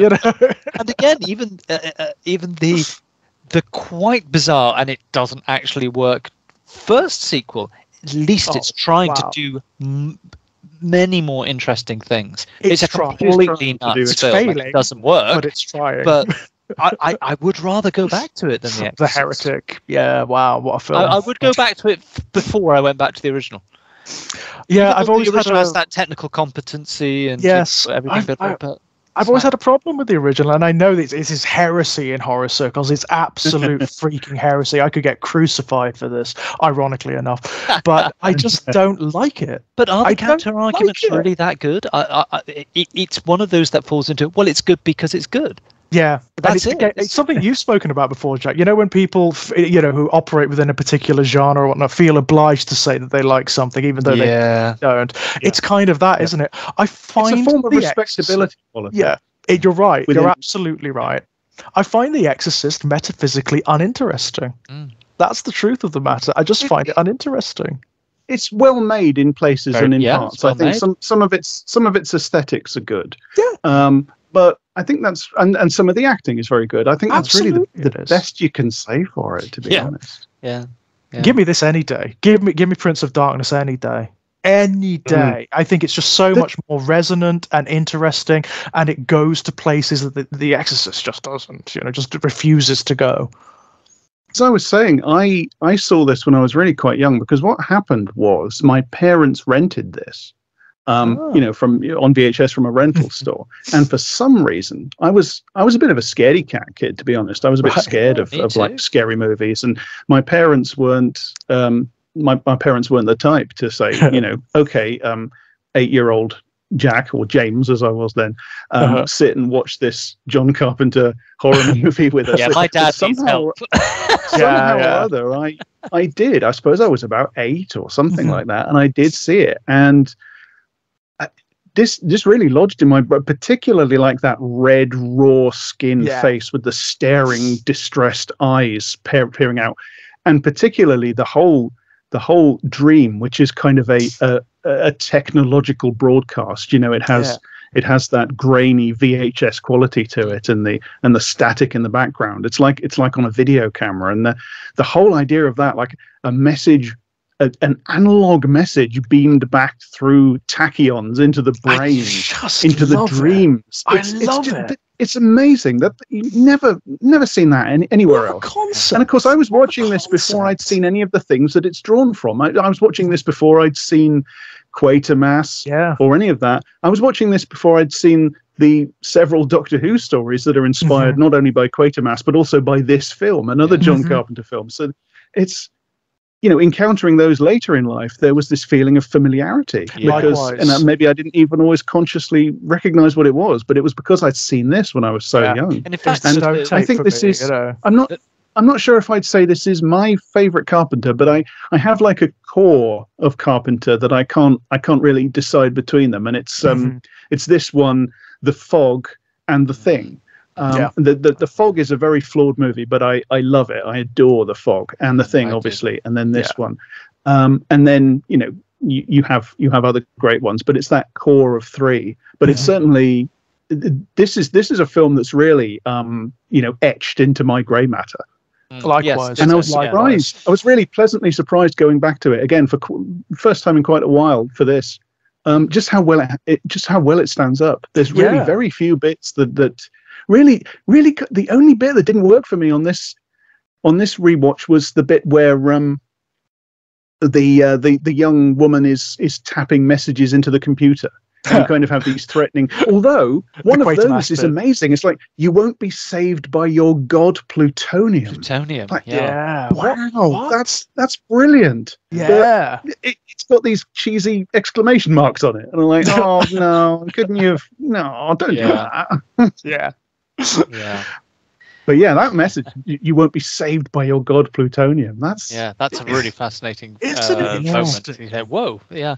But I mean, there's something about, as you say, that particular element of the plot, the tachyon messages that's a film in itself, isn't it? Just he's just got so much going could be the basis through this movie. An amazing science fiction and it's an incidental point, really. I mean, I know it's pivotal to the plot to work, but it is something that just, they occasionally fall to sleep, they have a dream, it's not a dream. I think that's a film there. But you take it out.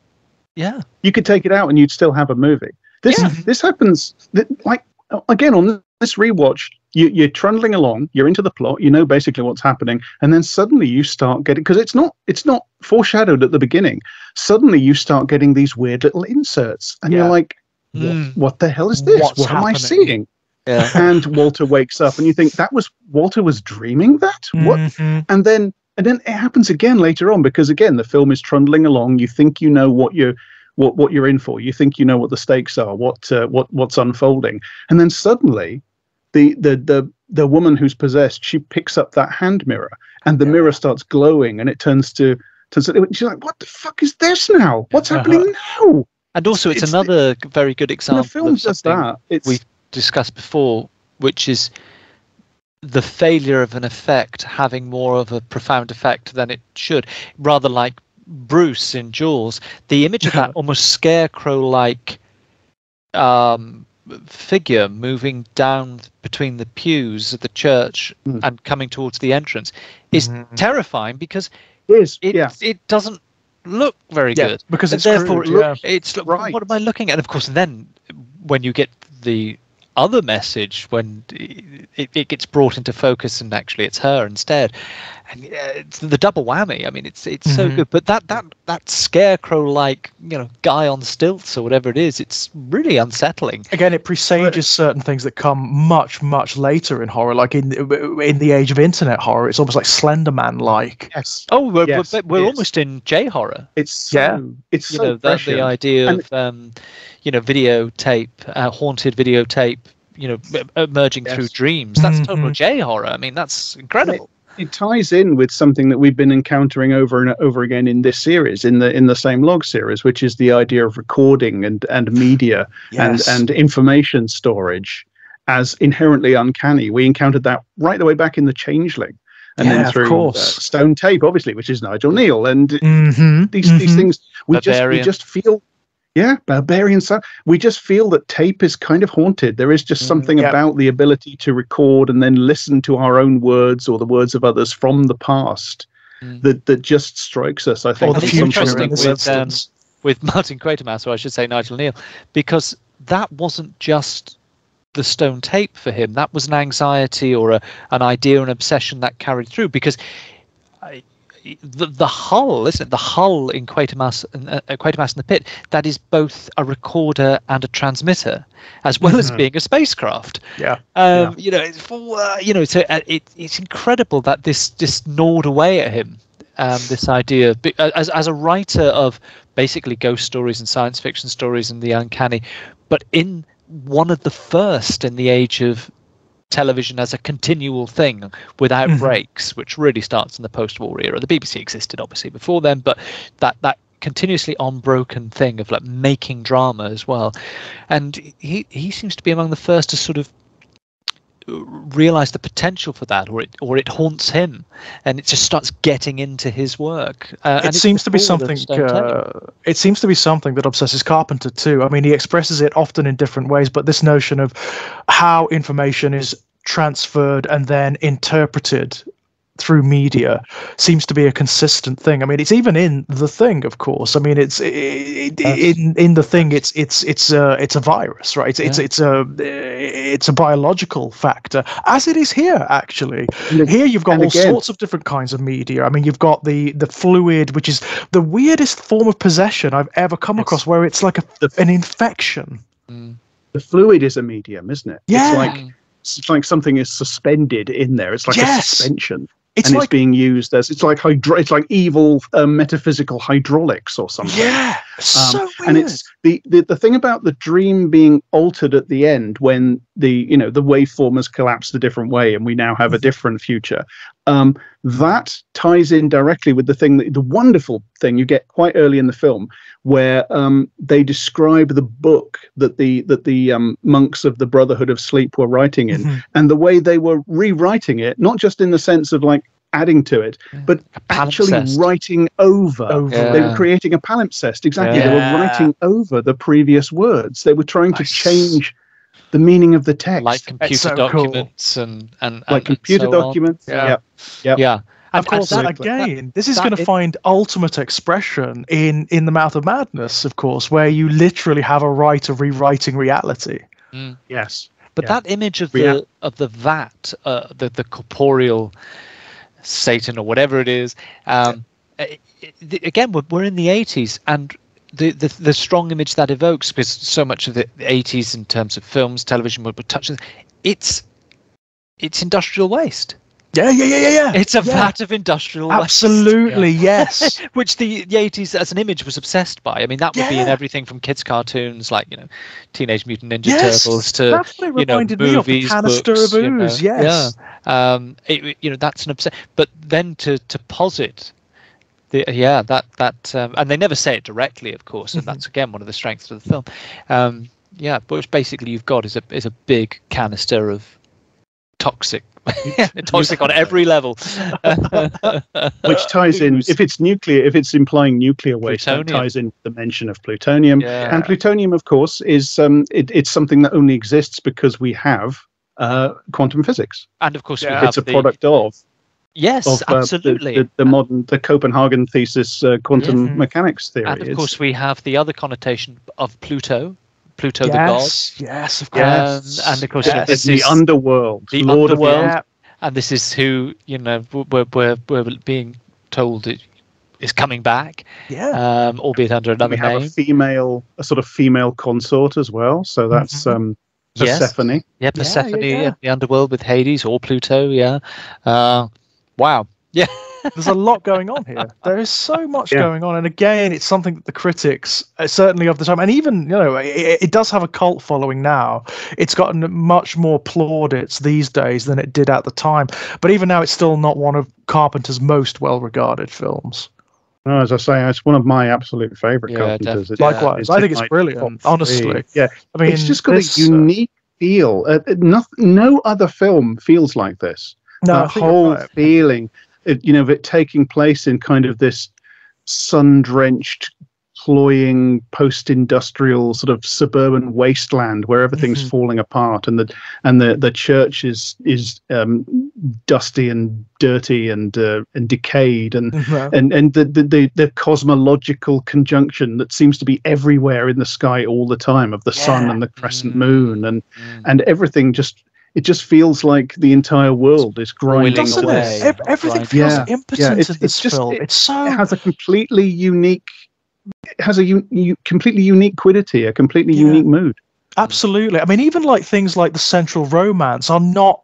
It's almost like glossed over, that when they actually get together, it's like in between jump cuts. There's no grand romance that occurs here. It's really interesting. It's fascinating. I could criticize it. It's a bit perfunctory, isn't it? It's a bit perfunctory, but you need it at the end for the central tension and the jump scare at the end and blah blah blah blah blah. But if you take it in, they only pretend to be lead characters. It's true. It's true. The film puts them there to be like the central. They're two pretty leads, aren't they? They're the relatively young, relatively pretty young people, right? In comparison to Donald Pleasance and Victor Wong. But they're really only pretending, and not pretending with much conviction, to be honest. That's another thing that's unique about this film. There is no real strong central character. There is no strong central performance. I mean, it's very, very much an ensemble piece, which is incredibly rare. It's funny what you say as well about semiotic drift as well, Jack, because the male lead now appears so coded 80s gay man. So coded 80s gay man. I mean, like, there's that sequence when he comes out after, in the morning after, and he's shirtless in the sun, and it's like, Jesus God, you've got the mustache, you've got the body, you've got everything. You are the 80s gay Uber 80s California gay man. Archetype. But this would have been recognizable at the time. Absolutely, yeah. And it's a really interesting. It's curious. It's a very, very curious wrinkle, isn't it?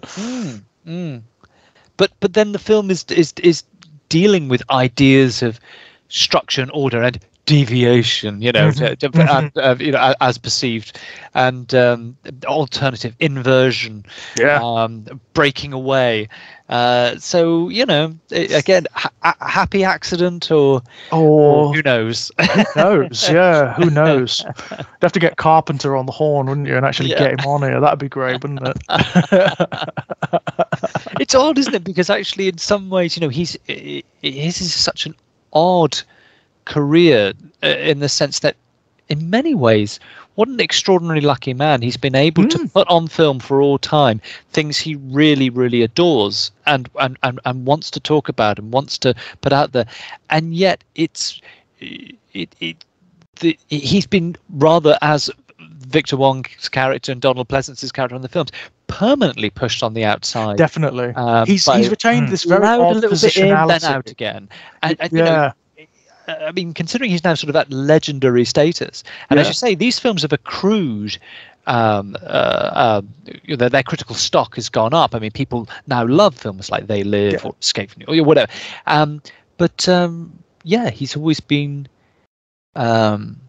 treated quite oddly. Yeah, very much so by the establishment. By Hollywood, he's always been sort of like an indie filmmaker at heart, it seems. He's always occupied that space. But even when he has had the money in the some of his contemporaries were able to go quite seamlessly into the mainstream and stay. It's always been a kind of push and pull you thing with him. It's like, you can have a bit. No, you're out again.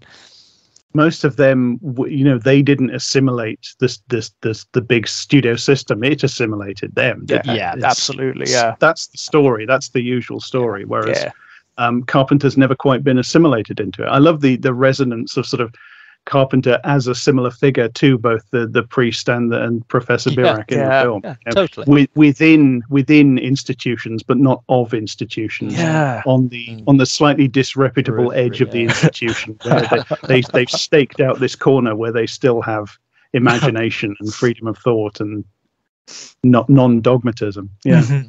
And it's interesting that it should be quantum theory, because I can remember when, although I was on a humanities course, I knew a lot of people on. I mean, my late best friend, he was on the maths course at my university, and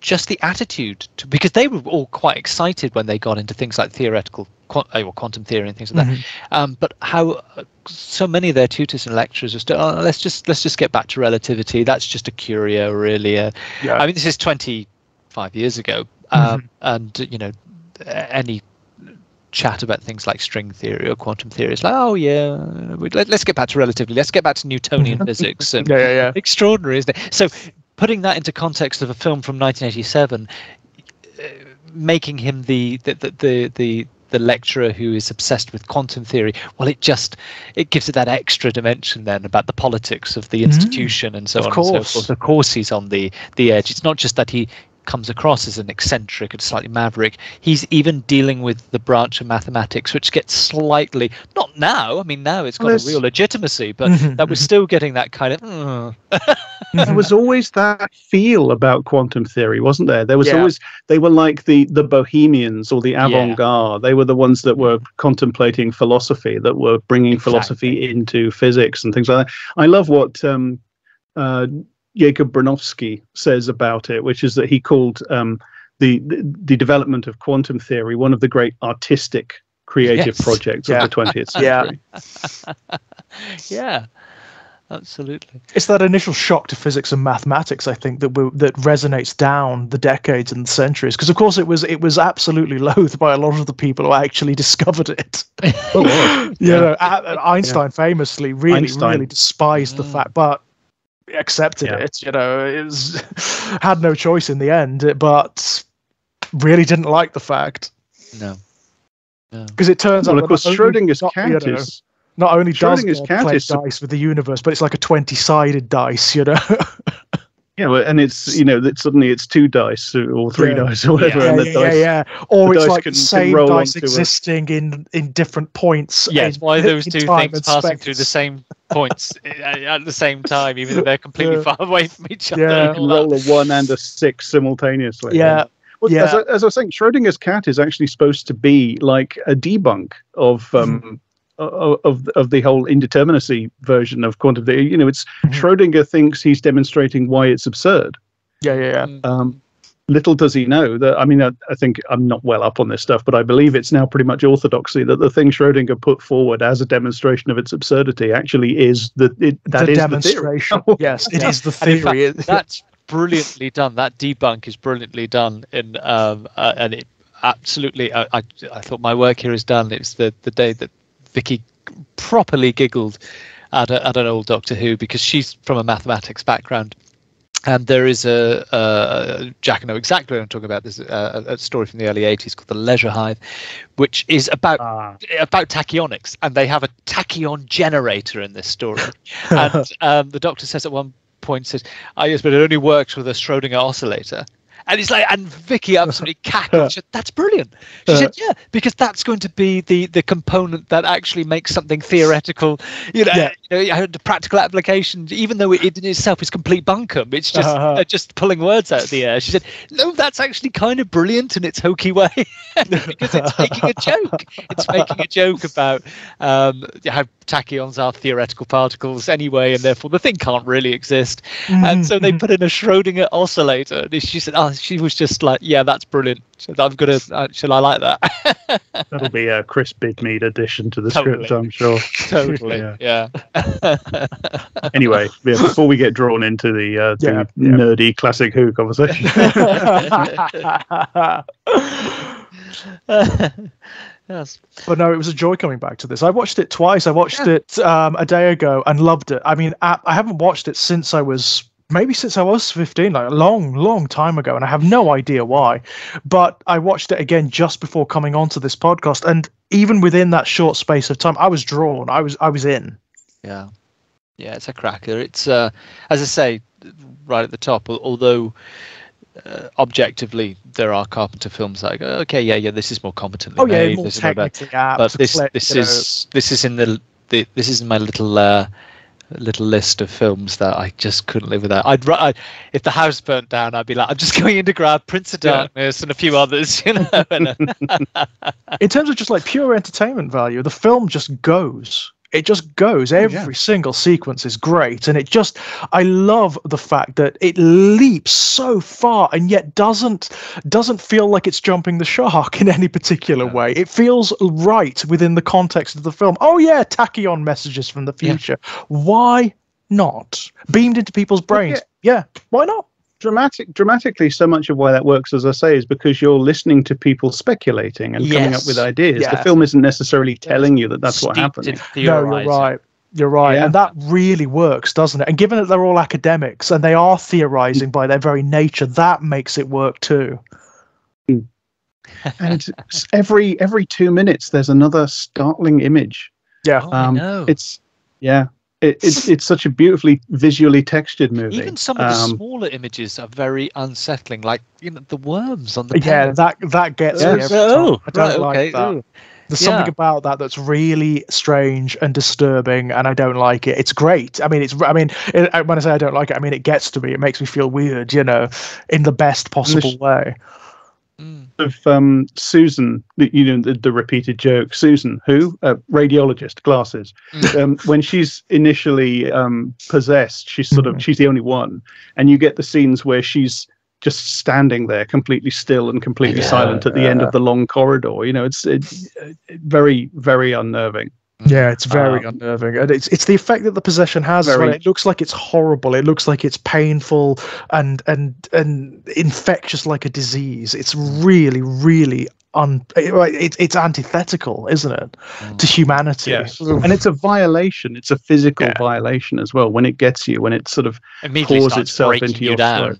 Yeah, as well. Yeah. I mean, as you say, because then we have all that wonderful makeup, but immediately starts unraveling tissue and.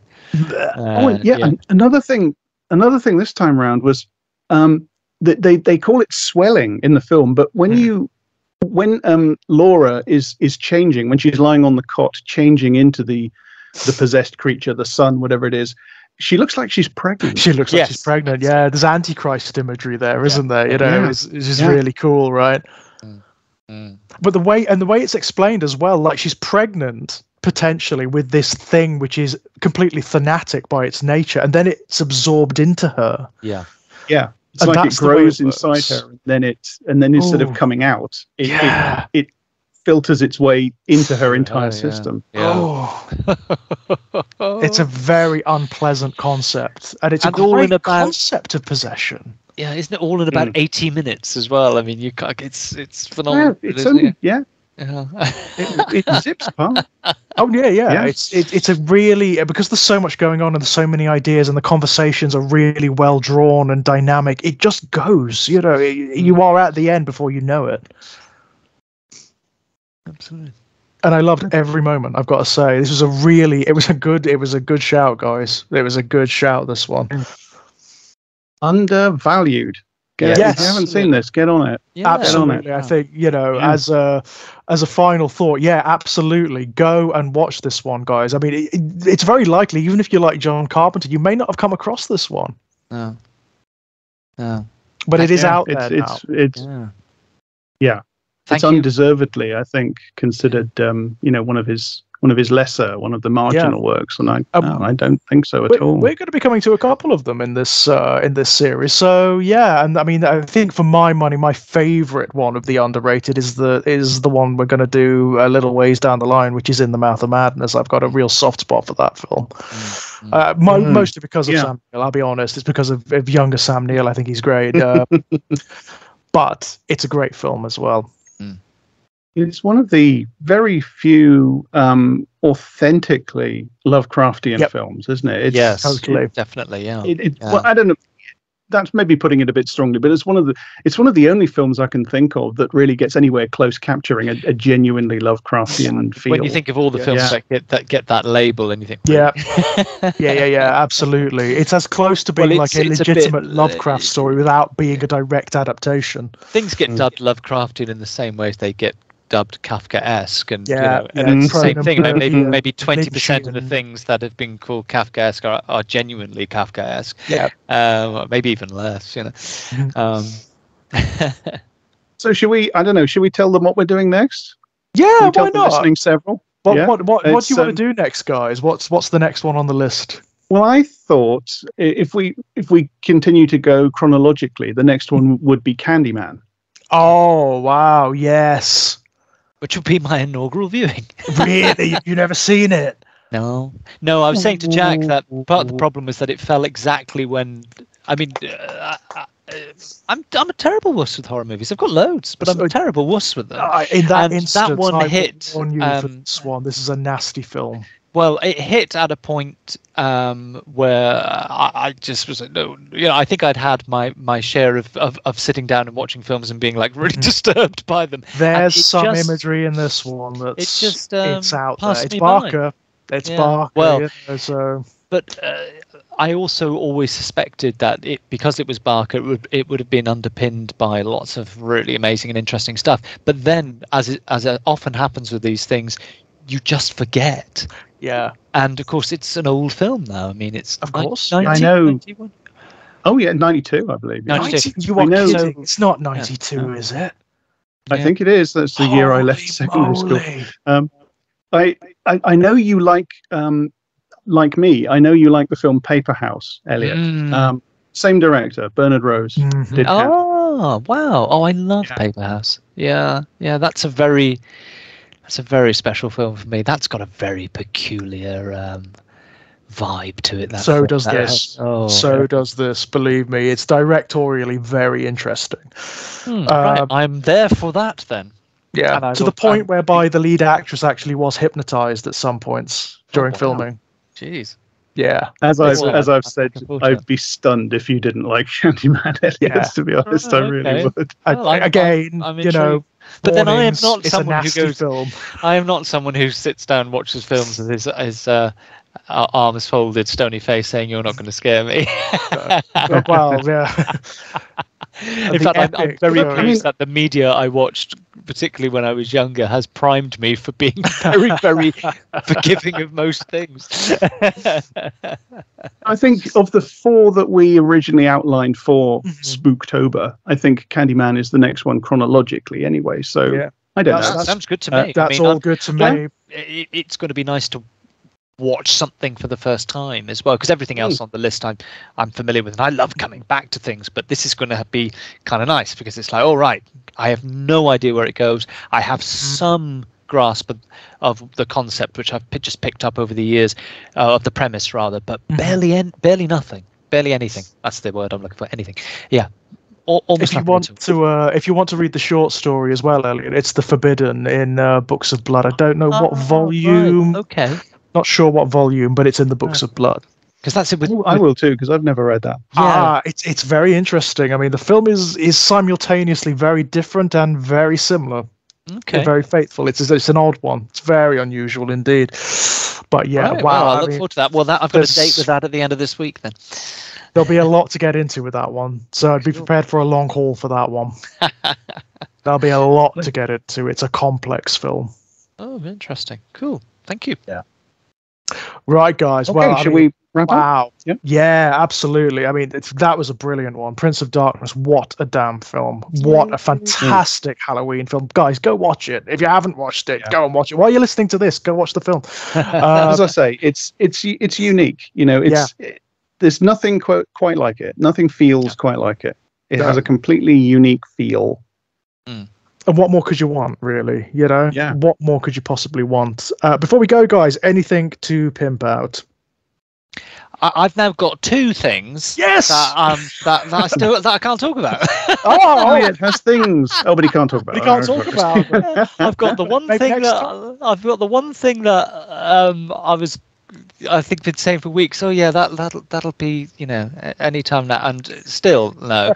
And then I've had another thing very recently, in fact today, and then I had the stipulation came through afterwards. Can you just not say anything about this until we make the official? Oh, okay then. Okay. So there you go. I tantalise you with those things. Fair enough. So fair Elliot enough. has things, but you're not allowed to know what they are. Not allowed to know what they are. Stay tuned. I will be beaming them through a tachyon field at some point in the future. From the future. To your subconscious. Yeah. As for me, you can find me on Blue Sky, not Twitter anymore, because fuck Elon Musk, he's a Nazi. It's at times carcass at bsky.social, I believe that's right. And I blog at Eruditorium Press. I no longer have a Substack because fuck Substack as well. I'm looking for somewhere else to put my selected stuff that I like. Because I couldn't, in all good conscience, stay on Substack anymore.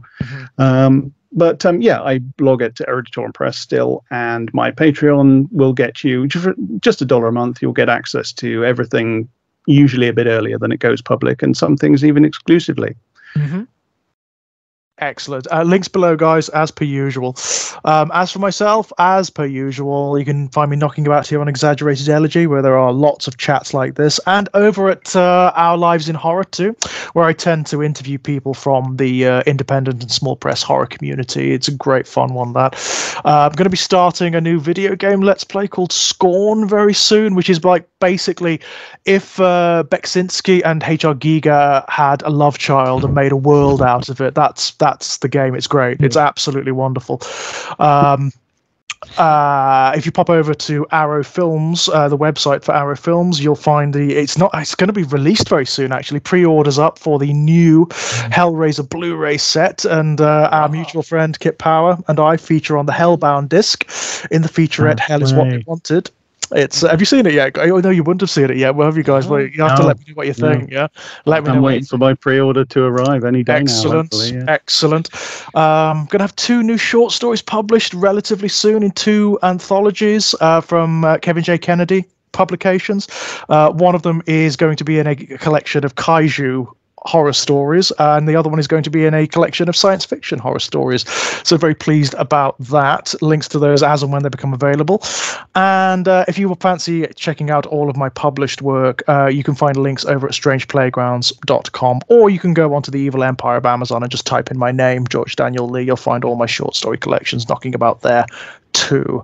Well, guys, that was brilliant. That was so much fun to watch and to talk about. What a brilliant subject. Yeah. Lovely. Excellent. Until next time. Bye-bye. Take care, folks. This is not a dream. This is not a dream.